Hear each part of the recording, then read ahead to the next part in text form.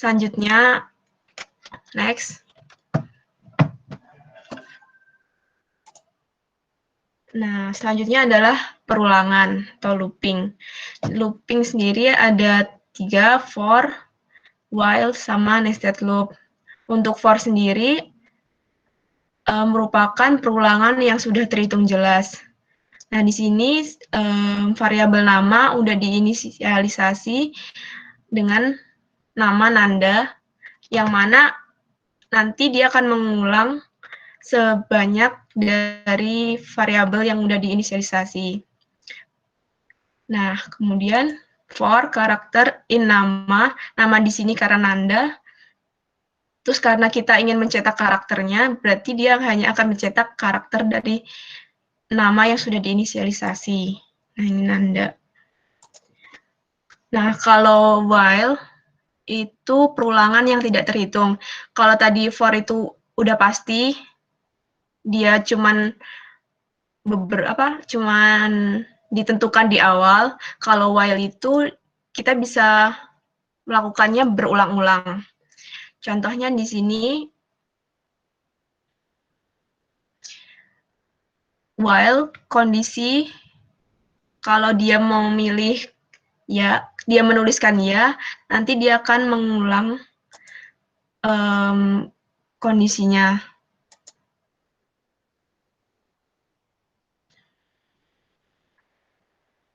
Nah, jika dia menuliskan selain ya, maka program akan berhenti karena di sini inisialisasinya ya. Kemudian yang terakhir ada nested loop. Ini adalah suatu kondisi di mana perulangan di dalam perulangan.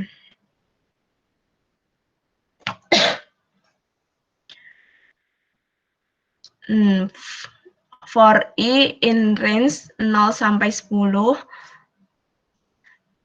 Terus kemudian for J in range 10, 0, minus 2.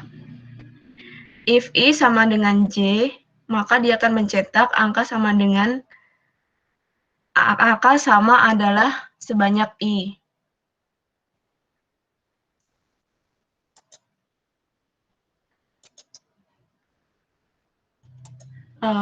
Mungkin next.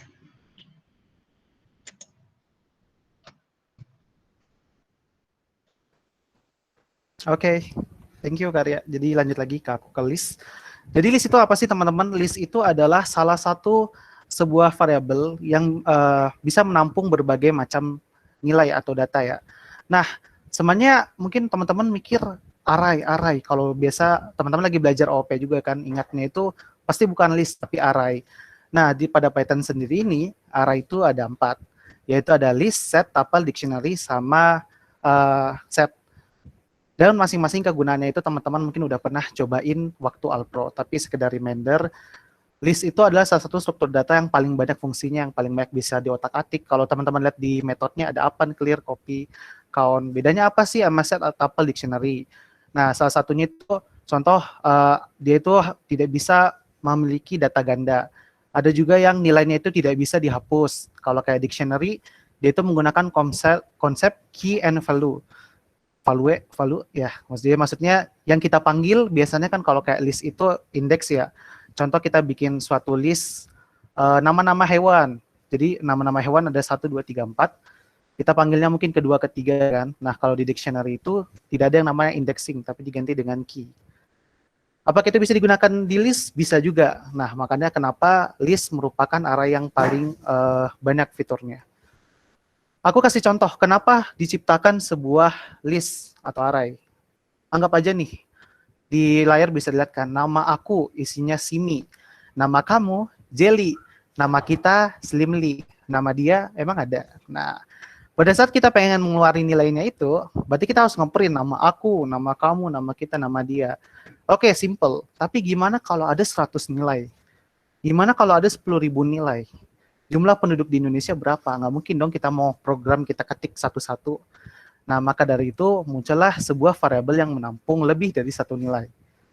Nah, cara deklarasinya gimana? Untuk list sendiri, cara deklarasinya adalah nama variabel, di sini kumpulan nama sama dengan dalam kurung siku ada simi, jelly, slimly, emang ada. Nah, dan cara keluarinnya gimana? Tinggal di print aja, print kumpulan nama. Bang, kok di situ ada bintang nih? Apa nih maksudnya bintang? Maksudnya yang keluar warnanya emas gitu? Enggak ya. Jadi bintang di sini pada saat teman-teman mencoba, ini saya merekomendasikan ke teman-teman yang hadir di uh, mentoring apa ya? Respons ini, teman-teman boleh banget sambil buka codingannya dicoba langsung biar teman-teman lebih paham ya. Apa bedanya kita ngeprint sebuah list menggunakan bintang sama tidak? Kalau kita tidak menggunakan bintang, dia akan mengeluarkan persis seperti yang kita deklarasikan. Kalau seandainya kita pakai bintang, yang keluar hanyalah nilainya. Jadi, simi, jelly, slimly emang ada. Nah, seperti itu. Mungkin lebih jelas teman-teman boleh banget dicoba ya. Nah, di dalam list tersebut ada juga fungsi-fungsi dong yang mendukung jalannya list ini. Salah satu yang aku contohin di situ ada append, ada count, ada pop. Append itu gunanya apa? Append itu untuk menambahkan nilai. Kalau count itu untuk menghitung ada berapa sih jumlah nilai kambing di dalam list tersebut. Pop itu apa? Pop itu menghapus. Lanjut lagi, Kak. Oke, jadi kurang lebih struktur data itu ya. Nah, untuk OOP, apa sih itu OOP? Ya, sebenarnya sih, mungkin kalau boleh curhat-curhat dikit ya, mungkin teman-teman memang mulai alpro dari Python, begitu dari Python belajar ke Java. Memang mungkin konsep OOP-nya itu baru kerasa banget di Java. Itulah mungkin kenapa teman-teman dari Lab EAD menggunakan Java dibandingkan Python. Kalau teman-teman alpro mulai dari Java, itu mungkin kerasa banget kita harus menggunakan 2-3 file dalam menjalankan sebuah program.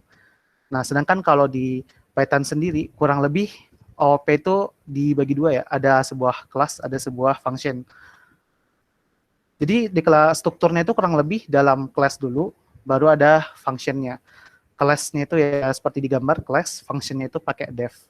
Dalam def itu ada nama function, dalam kurung self parameter list. Oke, kita lanjut. Gimana contohnya? Anggap aja kita bikin fungsi-fungsi ada penjumlahan, pengurangan, perkalian, pembagian. Bisa dilihat di dalamnya itu ada parameter A dan B. Itu gunanya apa? Itu adalah nilai yang akan kita proses di dalam functionnya itu. Cara pemanggilannya gimana? Contohnya itu nilai 1 sama dengan penjumlahan 2,4. Pada saat kita hanya mengcoding itu, apakah akan ada yang keluar? Tidak, karena kita hanya mereturn nilai dari variabel tersebut. Gimana caranya keluar? Tinggal kita print. Kak, boleh nggak sih kita langsung nge-print aja dalamnya nilai 1? Bisa. Karena variabel di sini hanya sebuah penampung, istilahnya sebuah wadah yang menampung suatu nilai. Nah, Kak, aku penasaran gimana kalau kita gabung-gabung aja fungsinya. Jadi kan biasa orang penjumlahan dulu, enter, pengurangan, enter. Aku pengen berpikir luar biasa gitu. Aku pengen gabung ke satu line biar keren. Bisa. Nah, teman-teman lihat di nilai 2. Kalau kelihatan itu emang riuh ya, pembagian, perkalian, penjumlahan. Nah, sebenarnya itu teman-teman di Python itu dilakukan berdasarkan dalam kurung atau prioritas. Dimulai dari penjumlahan, pengurangan, nilai hasilnya itu masuk ke dalam perkalian. Baru setelah selesai pembagian. Nah, di perkalian itu kan hasilnya pasti cuma 1 ya.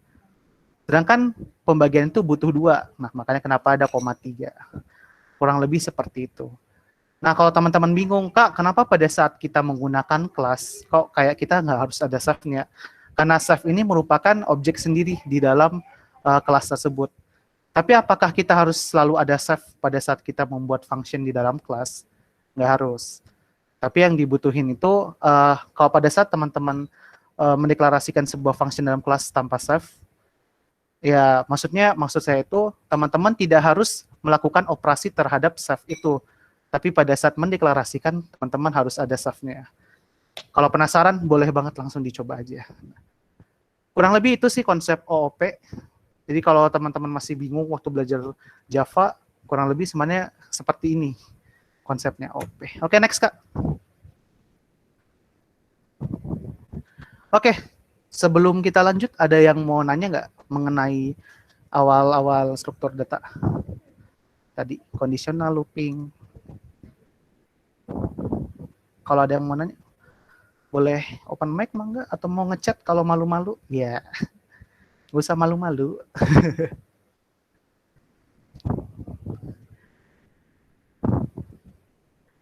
Gimana teman-teman? Mungkin masih udah paham lah ya untuk dasar struktur datanya. Ada yang mau nanya?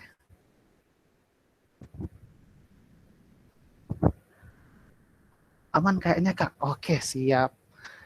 Ya oke, kalau gitu kalau memang aman. Masih aman, Bang. Aman, sip, Siap, mantap. lanjut. Lanjut ya. Sip, kalau gitu langsung ke link list aja ya. Link list. Link list. Oh, oke, silahkan ke Kak Kiki, mangga. Oke, thank you Kak Faiz. Oke ya teman-teman, sekarang kita masuk ke link list. Jadi nanti ada 2 topik utama, ada single link list sama double link list. Nanti saya akan menjelaskan tentang single link list dibantu oleh Kak Ardana, dan nanti untuk double link listnya akan dijelaskan oleh Kak Aziz. Oke, bisa next Kak Aziz. Oke, sebelum masuk ke single link list, saya akan menjelaskan terlebih dahulu gambaran utama dari link list itu seperti apa. Oke, jadi link list itu merupakan sebuah elemen data yang sequence yang dihubungkan dengan menggunakan link. Jadi link list ini merupakan kumpulan dari node. Kumpulan dari node ya, bukan data gitu. Nah, yang dimaksud node itu yang mana gitu. Jadi node yang dimaksud dengan node itu yang itu, blok kotak itu yang dimaksud dengan node. Nah, di dalam node itu ada datanya gitu. Jadi 3, 1, 4, 10 itu disebut data. Namun data yang dibungkus dengan node gitu. Nah, untuk saling terhubung antara satu node dengan node yang lain itu dihubungkan dengan menggunakan sebuah link. Kayak gitu. Nah, itu ada non itu apa Kak gitu.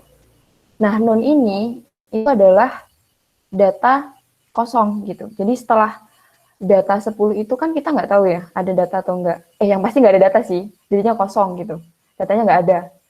Nah, terus ada head. Head itu apa ya?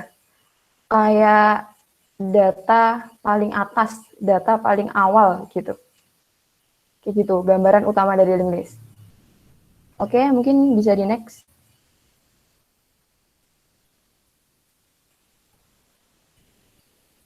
Oke, sekarang kita masuk ke single link list. Jadi sebenarnya link list itu memiliki banyak varian. Salah duanya yang akan kita bahas itu ada single link list dan double link list. Nah, sebenarnya ada juga itu circular link list. Nah, circular link list itu pun dibagi jadi 2. Circular single link list sama circular double link list. Tapi kita tidak akan membahas itu. Nah, kita back to topic ya, ke single link list. Jadi single link list itu merupakan sebuah varian link list yang paling sederhana. Nah, kenapa sederhana? Karena single link list ini dia hanya memiliki satu saja, yaitu X. Gitu. Nah, itu ada 0, ya sama kayak tadi, datanya setelah D itu kosong. Itu ada head. Headnya itu adalah A, karena A ini merupakan data yang paling awal ya, data yang paling pertama. Itu. Next. Nah, ini ada contoh single link list yang salah dan ada contoh single link list yang benar. Nah, pada gambar yang pertama itu adalah contoh single link list yang benar ya. Karena kan tadi link list itu merupakan data sequence ya. Berarti kalau arahnya itu kalau nggak ke kanan ya ke kiri gitu. Nggak mungkin ke atas atau ke bawah. Jadi di dalam link list itu di dalam single link list itu karena dia hanya memiliki satu pointer yaitu next. Jadi datanya itu hanya ke kanan saja gitu. Jadi misalnya habis A itu B, habis B itu C. Nggak mungkin dan nggak bisa habis C itu kembali ke B. Itu nggak bisa. Nah, itu namanya double link list. Yang mana bisa dilihat di gambar yang kedua itu. Dan nanti akan dijelaskan lebih detailnya oleh Kak Aziz. Itu. Mungkin bisa next. Nah, ini ada beberapa metode yang sering digunakan pada single link list. Sebenarnya ada banyak ya, ada traversing. Tapi kayaknya jarang digunakan juga sih. Nah, yang paling umum sering digunakan itu yang pertama ada insert, ada delete, ada size, ada search. Nah, itu pun insert itu nggak hanya kita memasukkan data, tapi ada beberapa cara kita untuk memasukkan data. Ada contohnya adalah insert at the beginning. Jadi kita memasukkan data di awal. Ada insert at the end. Jadi kita memasukkan data terakhir pada linked list. Terus begitu pun juga delete. Delete juga sama. Ada delete at the beginning, ada delete at the end, atau biasanya disebut delete first sama delete last ya. Kayak gitu. Terus ada size. Size itu untuk mengembalikan ukuran atau panjang dari sebuah linked list gitu. Terus ada search. Search ini biasanya contohnya misalnya ada sebuah linked list dengan data 1, 2, 3 gitu. Misalnya kita ingin tahu nih 2 ini termasuk indeks keberapa. Jadi kita mencari tahu 2 ini indeks keberapa. Ternyata 2 ini adalah indeks ke 1 gitu. Kayak gitu biasanya contoh sederhananya. Oke, lanjut. Oke, mungkin untuk penjelasan algoritma insert at the beginning sama codingannya bisa dijelaskan oleh Kak Ardana. Silahkan.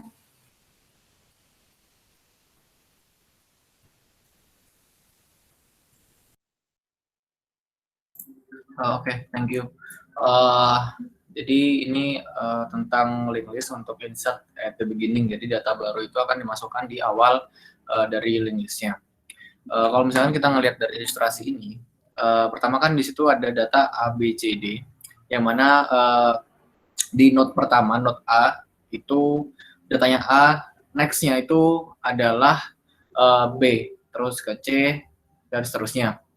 Kemudian nol terakhir. Nah, ketika insert at the beginning, berarti data itu ketika dimasukkan akan diselipkan di awal, jadi sebelumnya data A. Nah, yang pertama itu kan head itu ada di bagian A. Jadi head itu indikator penunjuk kepala atau awal barisan data tersebut ada di mana gitu. Kemudian ketika data baru dimasukkan, misalkan data E gitu ya, data E dimasukkan, kita initiate new object, itu adalah new node, kemudian ini sebagai object instance-nya, namanya new node, kemudian merujuk pada class node dengan isiannya adalah new data, parameternya. Itu dari kiriman juga ketika fungsi ini dipanggil. Kemudian new node.next itu adalah self.head. Jadi agak ada pointernya. Jadi new node itu kan sebuah node ya, jadi satu bisa ini enggak, aku yang assessment deh.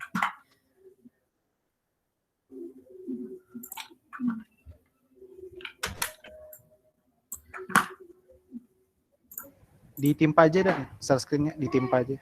Oke.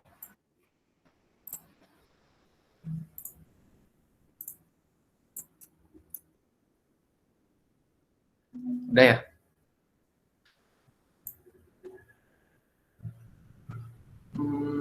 Pointer. Oke. Udah tampil belum? Udah. Oke. Di sini kan bentar.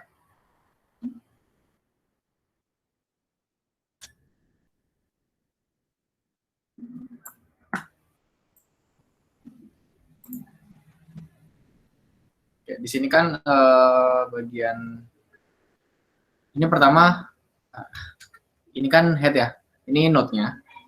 Kita asumsikan bahwa ini adalah new node. Yang ini adalah new node, jadi satu objek ini dia memiliki data dan next sesuai dengan yang di-initiate di bagian class ini, class node ini. Ini harusnya ditampilkan juga, tapi kayaknya lupa. Habis itu ketika new node ini di instance ya, bagian node next-nya ini akan berisi self head gitu. Kita lihat self head berarti kan ada di sini kan, head-nya kan pertama di A. Ini diganti nih, jadi yang awalnya 0 itu diganti jadi head. Jadi panah ini akan merujuk ke bagian A. Kemudian yang head yang sebelumnya di A itu diganti ke new node. Jadi dibalik, di swap gitu. Ini kalau misalkan kasusnya adalah insert at the beginning. Kalau kasusnya adalah insert last itu beda lagi, algoritmanya beda lagi. Mungkin masih ada waktu buat share itu kan? Oke, mangga. Dilanjut presentasinya, Jis. Kalau misalkan, dikit lagi. Kalau misalkan kelas itu kita lihat di sini tuh, jadi dia ada validasinya lagi. Jadi ketika self head-nya masih kosong, baru itu akan diassign bagian self-nya ke bagian node yang baru, data yang baru. Gitu.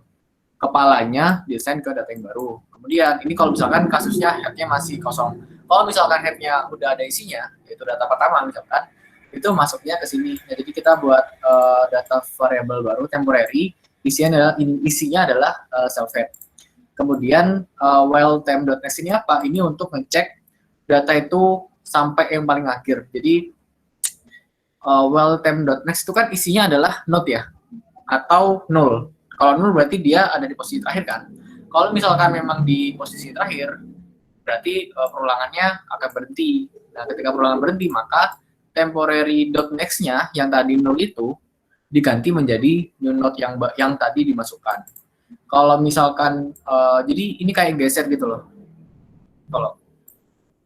Jadi kotak-kotak tadi tuh geser gitu loh. Jadi kan node data yang baru, kemudian head-nya tuh udah ada misalkan ya, si temporary itu akan geser terus gitu. Sampai ke barisan data yang terakhir. Ketika udah barisan data yang terakhir, baru data yang baru dimasukkan ke dalam situ. Jadi dihubungkan lagi. Itu kalau misalkan at last, kalau misalkan ada begini yang tadi itu. Gitu. Mangga Aziz, kalau misalkan mau share yang PPT lagi.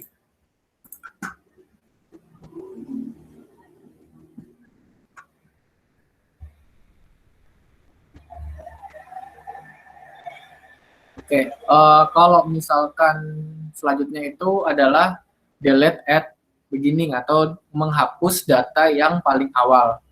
Next. Nah, kalau menghapus data yang paling awal itu sebenarnya sama aja. Jadi kita mainnya di head gitu loh. Head itu akan yang sebelumnya itu ada di A, digeser menjadi ke B. Jadi if jika misalkan self head-nya itu masih kosong, atau head ini nggak merujuk pada data apapun, pada node apapun, kita nggak ngapa-ngapain kan. Jadi cuma nampilin kalau misalkan elemen itu nggak ada kosong.